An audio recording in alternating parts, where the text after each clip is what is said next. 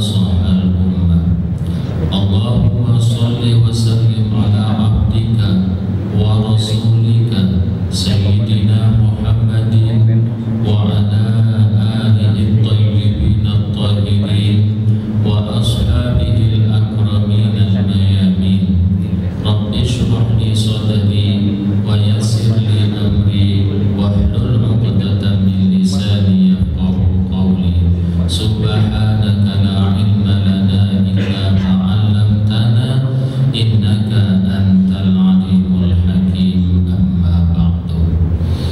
Jamaah kaum muslimin salat zuhur yang dimuliakan oleh Allah, sebagaimana biasa DKM Masjid Al-Hidayah telah membuat sebuah acara di mana setiap selesai kita salat zuhur berjamaah diadakan renungan agar kiranya kita dapat mengalokasikan sedikit waktu kita gunanya untuk investasi di dalam kebajikan, merangkai amal demi amal kebajikan untuk membuat jembatan-jembatan menuju ke surganya Allah Subhanahu wa Ta'ala. Mudah-mudahan alokasi yang kita laksanakan, alokasi waktu yang kita tuangkan, yang kita gunakan untuk merenung di Masjid Al-Hidayah merupakan masjid yang dimuliakan, tempat yang dimuliakan oleh Allah ini. Betul-betul kita mendapatkan penghargaan, apresiasi dari Allah Subhanahu wa Ta'ala, sehingga dengan demikian kita terbiasa nantinya untuk mengalokasikan waktu-waktu yang lain gunanya untuk berpikir, introspeksi diri, bertaqarrub kepada Allah Subhanahu wa Ta'ala, beribadah kepada Allah Subhanahu wa Ta'ala secara totalitas ikhlas karena mengharapkan keridhaan, kerelaan serta balasan surganya Allah Subhanahu wa Ta'ala. Ini sebetulnya yang kita minta dalam ikrar ibadah solat kita, di mana setiap kita solat selalu mengucapkan ikrar, sesungguhnya solatku, ibadahku, hidup dan matiku ikhlas karena Allah semata-mata. Inna solati wa nusuki wa mahyaya wa mamati lillahi rabbil alamin. Mudah-mudahan kebersamaan kita di tempat ini betul-betul Allah bersihkan dari hati kita, dari relung hati yang terdalam niatan yang lain.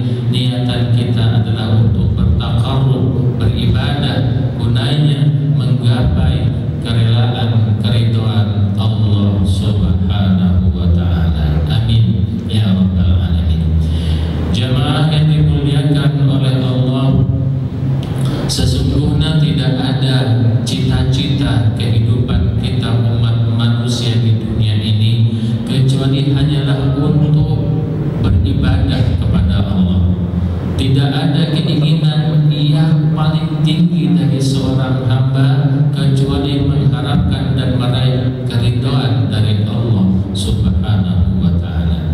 Dan tidak ada keinginan hidup sementara di dunia ini kecuali adalah mencapai strata kehidupan yang bahagia, baik bahagia yang sifatnya temporer, yakni di dunia yang mana ini, terlebih lagi kehidupan bahagia yang sifatnya kekal, yakni di akhirat kelak nanti. Dan ini sesuai dengung doa lafaz kita yang selalu kita dengungkan setiap sholat, di mana setiap kita berdoa, Rabbana atina fid dunya hasanah wa fil akhirati hasanah wa qina adzabannar. Duhai ya Allah, duhai Tuhan kami, anugerahilah kepada kami kehidupan di dunia ini yang hasanah, yang bahagia, yang elok, yang cantik, yang mempesona, yang menyenangkan, menggembirakan, membahagiakan. Wa fil akhirati hasanah, dan juga anugerahkanlah kehidupan di akhirat kelak nanti, kehidupan yang hasanah, yang baik, yang elok, yang membahagiakan, yang menggembirakan, menyenangkan.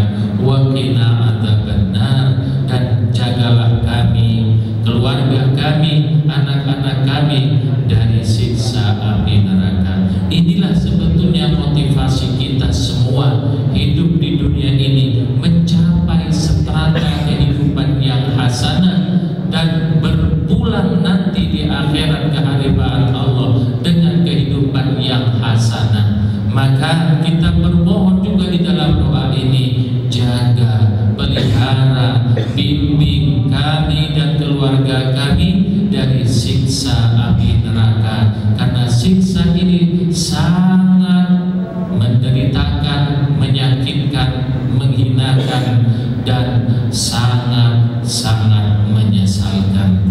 Jemaah yang dimuliakan oleh Allah, untuk mencapai strata ini maka diperlukan kita berusaha semaksimal mungkin, diperlukan untuk mengaktualisasikan segala potensi yang kita punya, diperlukan kerja nyata, diperlukan pemikiran keras, memanfaatkan segala momentum yang ada, lalu mengaktualisasikan seluruh potensi yang ada, agar kiranya kita di dalam dunia ini betul-betul mencapai kehidupan yang elok, yang hasanah, dan di akhirat nanti juga berbuah kehidupan yang hasanah, dan juga kita dapat terpelihara, dijaga oleh Allah, dihindarkan oleh Allah dari siksa api neraka.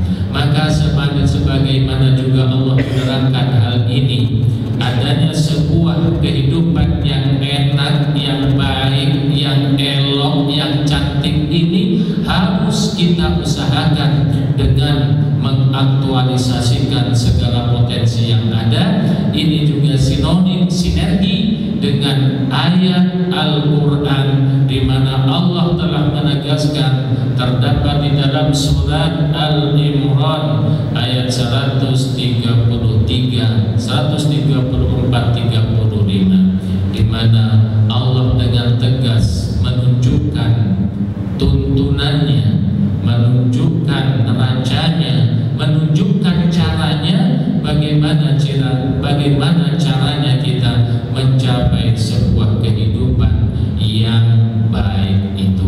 Maka Allah menegaskan, Bismillahirrahmanirrahim, wasari'u ila magfiratin min rabbikum wa jannatin arduhas samawati wal ardu mu'iddat lil muttaqin. Wasari'u, dan berusahalah dengan giat. Kosakata saro'a di sini adalah muta'addi, fiilnya terdiri rubai, artinya 4 huruf. Sebetulnya seluruh kosakata itu asalnya adalah sulasi, artinya 3. Di dalam lafaz wasari'u ini, setelah fa fiil yang terdiri dari sin ditambahi dengan alif, maka menjadi panjang. Wasari'u saro'ah, bukan saro'ah. Asalnya adalah saro'ah, tidak ada alifnya, tidak ada hamzahnya.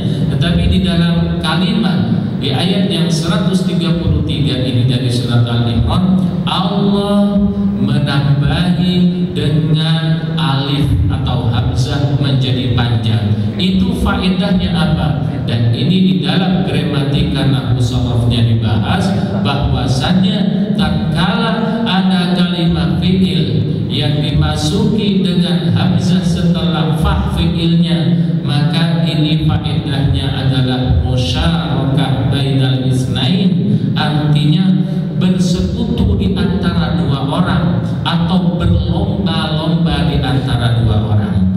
Wasari'u bukan sekedar berjalan, tetapi berlomba-lombalah, bersegeralah, berusahalah dengan maksimal.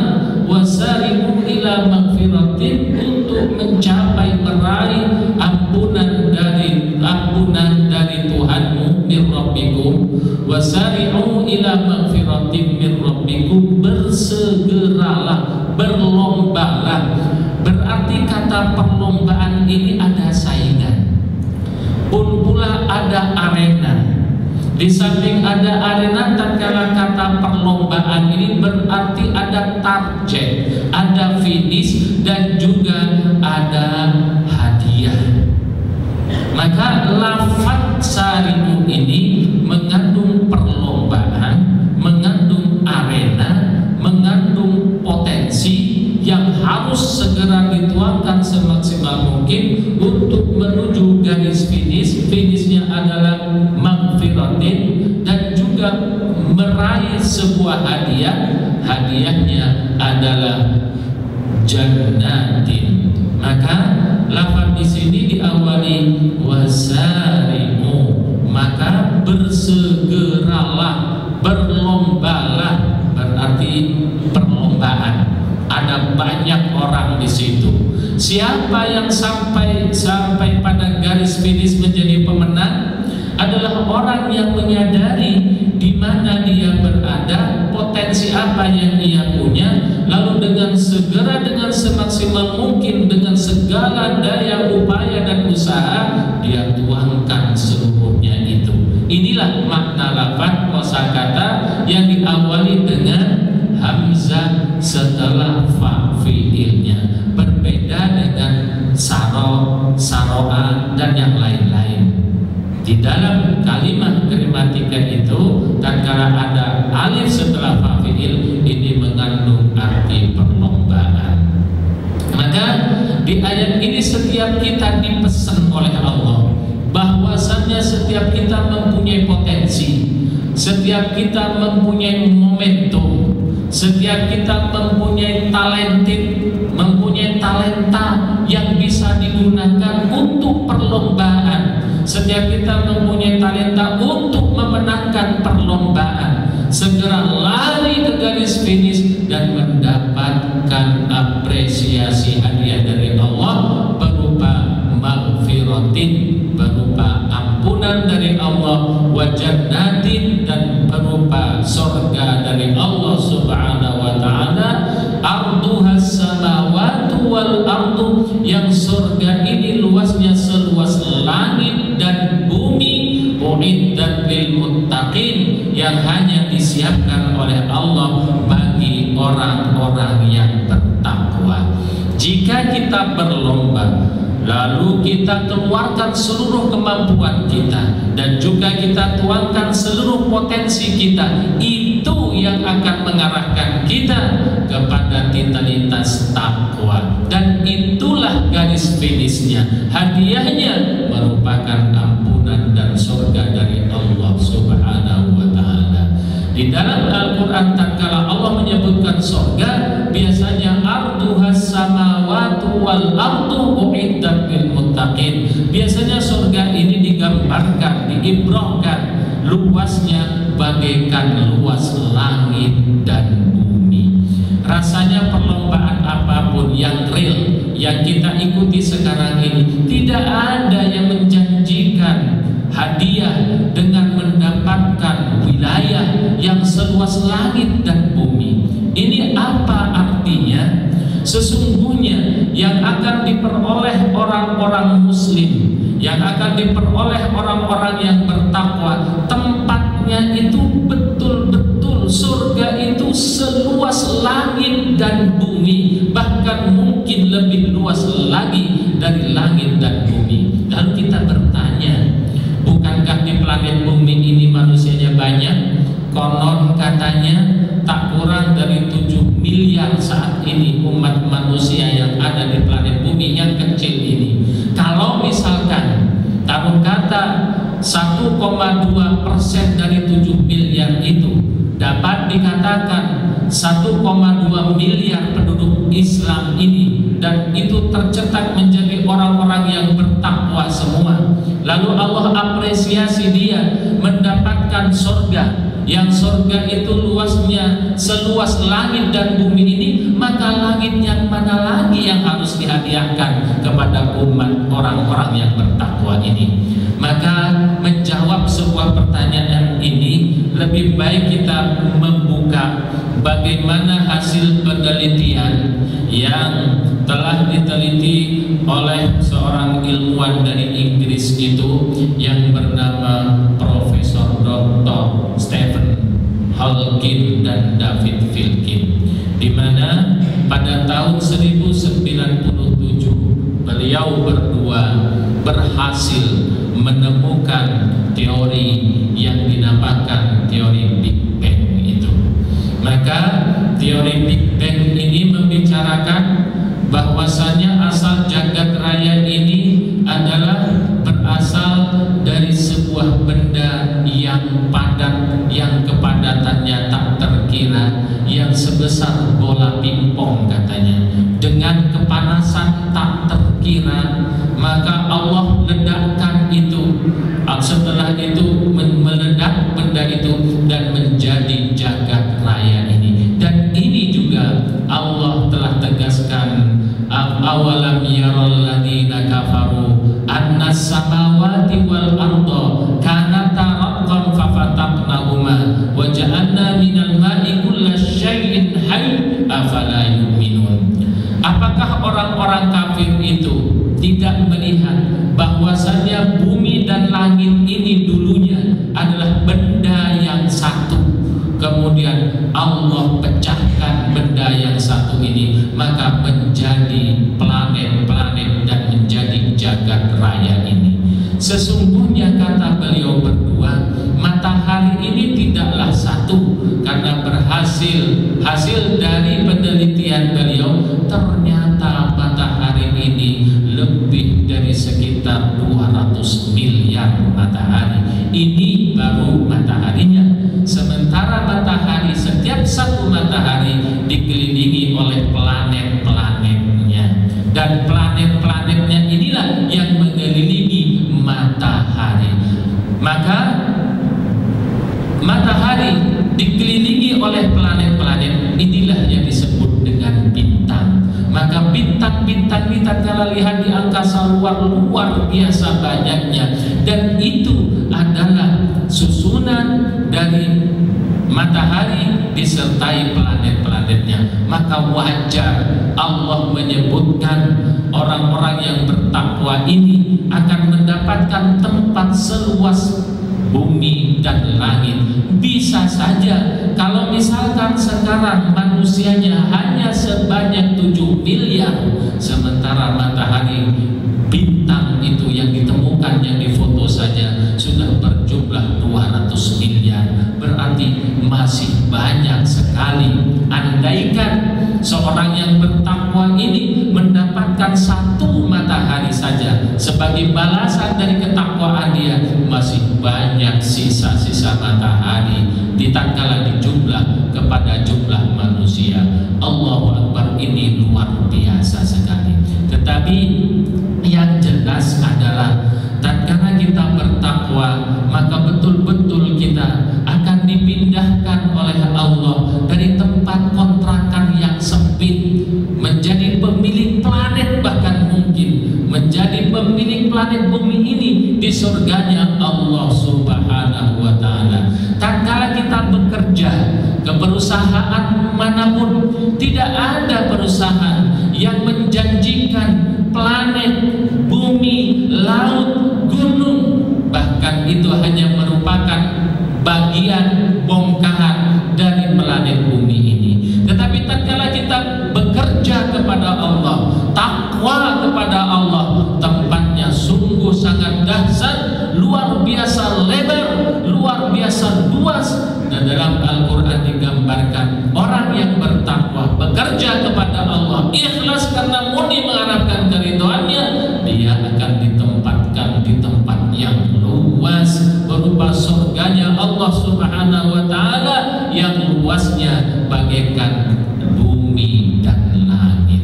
Mudah-mudahan kita semua mendapatkan hadiah yang seperti ini, dengan catatan setiap kita harus mampu memproteksi diri menjadi karakteristik orang yang bertakwa. Amin ya rabbal alamin. Maka orang yang bertakwa yang akan mendapatkan sorga, ampunan, yang sorga itu lebih luas dari langit dan bumi ini. Karakternya siapa saja?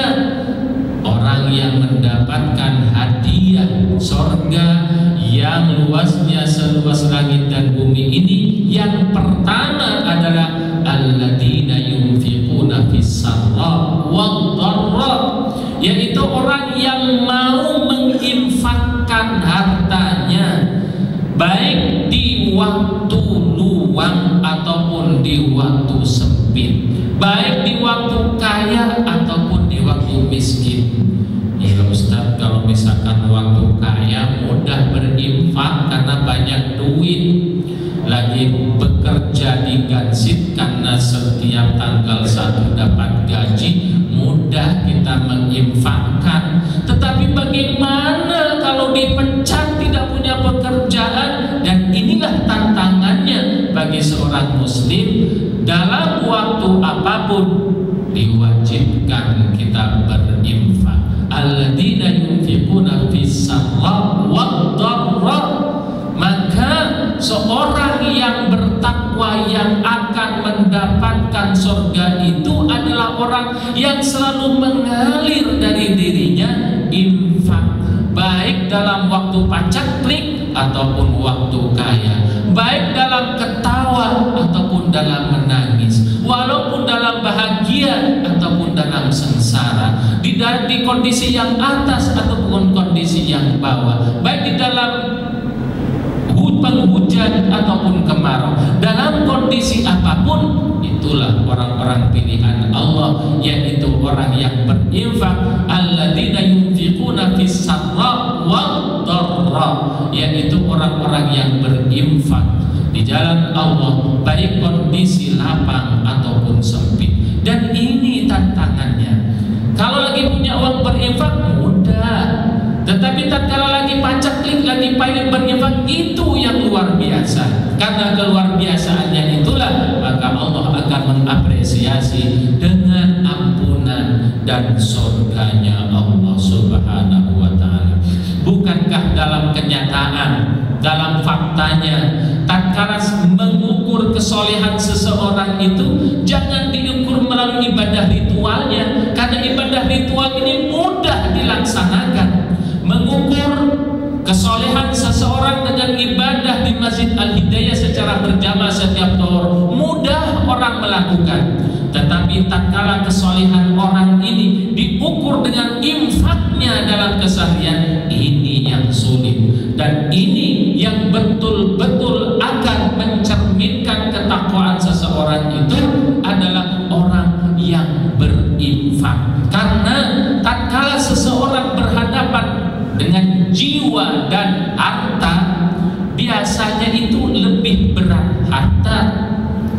Jiwa mampu dikorbankan, tetapi tatkala berhubungan dengan harta, orang kaya disuruh zakat, orang disuruh infak. Ini yang luar biasa sekali. Tatkala disuruh infak berkorban, seolah-olah mengeluarkan jantungnya dari kerongkongannya. Sungguh sangat luar biasa berat sekali tatkala berurusan dengan infak ini.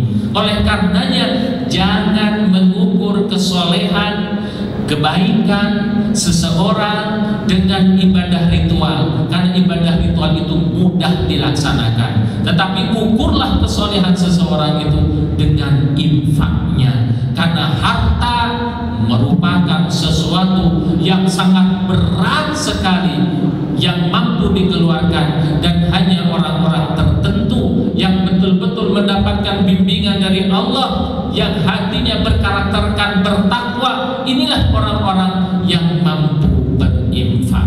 Tetapi atas dasar kemampuan berinfak dalam situasi dan kondisi apapun, ini yang Allah akan hargai, ini yang Allah akan tunaikan balasannya berupa surga dan ampunan dari Allah Subhanahu wa ta'ala. Mudah-mudahan kita semua, pasti kita mempunyai uang, pasti kita mempunyai kesempatan, pasti mempunyai momentum untuk berinfak ini. Allah tidak mengukur berapa banyaknya uang yang kita keluarkan, tetapi Allah mengukur berapa kemampuan yang kita keluarkan, berapa keikhlasan yang kita mampu lakukan. Kalau misalkan seseorang hasil kerjanya, gajinya 1 bulan 100 juta, lalu infaknya 50.000, kecil. Tetapi tatkala orang hanya mendapatkan UMR, lalu infaknya dalam 1 bulan mencapai 500.000, itu besar.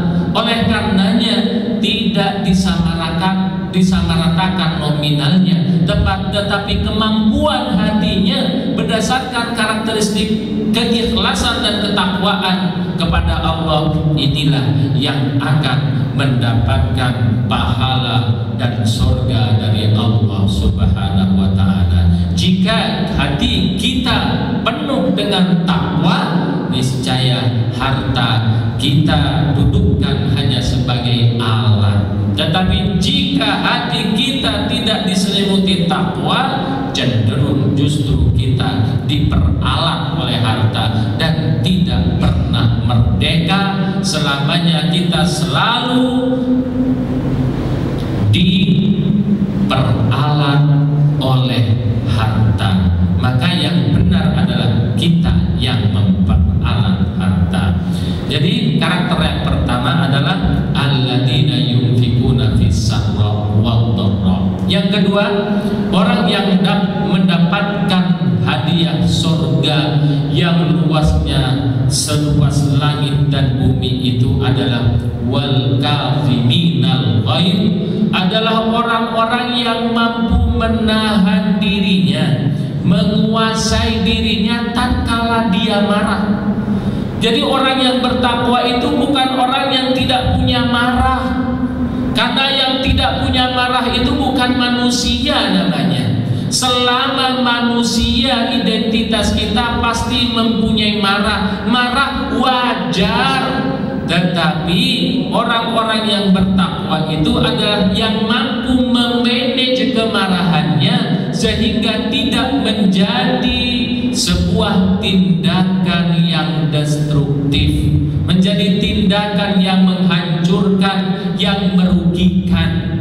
Marah boleh, tetapi tidak melakukan hal-hal yang negatif.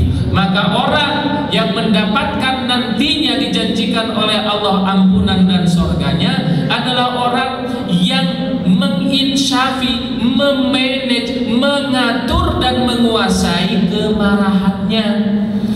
Jika sedang marah bukan lantas darder dor bom sana bom sini. Jika sedang marah bukan di tangannya martir pecah sana pecahkan sini. Tetapi orang yang bertakwa itu tatkala marah betul-betul kemarahannya itu direndam sehingga betul-betul tidak membuahkan tindakan yang anarkis. Maka tatkala ada sahabat meminta ajar kepada baginda Rasul, ya Rasul, ajarin saya perbuatan sehingga saya nantinya bisa masuk surga. Apa kata baginda Rasul? La taqtab, jangan kamu mudah marah. Apalagi baginda ya Rasul, la taqtab, jangan mudah marah. Jangan mudah marah. Artinya jangan tuangkan kemarahanmu. Jangan mudah marah-marah lalu menuangkan kemarahanmu dimanapun kamu berada. Ini yang akan merugikan kita. Maka marah boleh saja, akan tetapi tatkala kita kuasai kemarahan kita, masuk dalam kategori wal kafiminal ghaid, yaitu orang-orang yang mampu menguasai amarahnya. Inilah yang Allah senang sekali dan Allah janjikan surganya. Yang ketiga, orang yang akan mendapatkan jaminan surga itu adalah wal afina anin nas, mudah memberi maaf terhadap orang lain. Setelah marah-marah karena kesalahan seseorang, maka setelah itu tidak dipendamnya kemarahan itu, tetapi wal afina anin nas, memaafkan orang lain. Bahkan mungkin yang terbaik lagi adalah bukan orang lain itu yang meminta maaf, tetapi dia sendiri yang meminta maaf terhadap orang lain.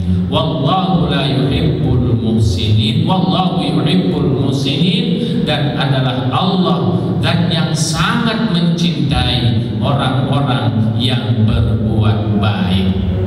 Jamaah yang dimuliakan oleh Allah, sesungguhnya kemarahan itu adalah beban. Maka obat dari beban kemarahan itu adalah diikhlaskan dengan cara dimaafkan. Niscaya kalau kita tidak dimaafkan, kita rasakan sendiri betapa beratnya beban kemarahan ini. Itu akan selalu menggelayuti, membebani hati dan jiwa kita hari demi hari, waktu demi waktu. Alangkah elok dan indahnya jika kemarahan dan beban itu segera kita singkirkan, lalu kita ikhlaskan, kita maafkan orang yang mempunyai kesalahan terhadap kita. Dan inilah yang Allah akan apresiasi, kita akan mendapatkan surga dan ampunannya. Maka sudah selayaknya kita berusaha belajar untuk menjadi orang yang ringan, tidak membebani jiwa dan hati sanubari kita. Dengan apa? Dengan menjadi pemaaf. Karena pemaaf ini indah, pemaaf ini sangat enak, sangat enjoy, sangat membahagiakan dan sangat ringan. Sebaliknya menjadi pemarah dan tidak pemaaf, dendam, itu adalah penderitaan. Bagaimana Allah ini memproteksi kita, menyadarkan kita, mengajarkan kita agar kiranya kita betul-betul mencapai kehidupan yang bahagia. Salah satu kehidupan yang bahagia tanpa beban adalah mengikhlaskan seluruh kemarahan kita, lalu kita memaafkan segala kesalahan-kesalahan yang kita lakukan ataupun yang orang lain lakukan kepada kita. Dan inilah orang-orang yang betul-betul mendapatkan janji persiapan disiapkan oleh Allah, pahalanya surga. Lalu karakter yang keempat dan yang kelima, nampaknya waktu tidak mengizinkan untuk mengurai karakter yang selanjutnya. Maka insya Allah dengan 3 karakter ini saja menjadi jelas bahwasannya surga itu disiapkan oleh Allah bagi orang-orang yang berinfak, dan yang kedua menguasai kemarahannya, dan yang ketiga adalah mudah memberikan maaf, mudah meminta maaf. Dan itulah indikasi orang yang ihsan. Wallahu yuhibbul muhsinin. Semoga kita termasuk orang-orang yang mendapatkan bimbingan dari Allah, sehingga kita betul-betul menjadi orang yang ihsan, yang ikhlas, yang segala tindak tanduk perilaku kehidupan kita hanya dipasrahkan, mengharapkan keridhaan dan surganya Allah Subhanahu wa taala. Amin ya rabbal alamin. Sampai di sini insyaallah kita jumpa lagi. Subhanakallah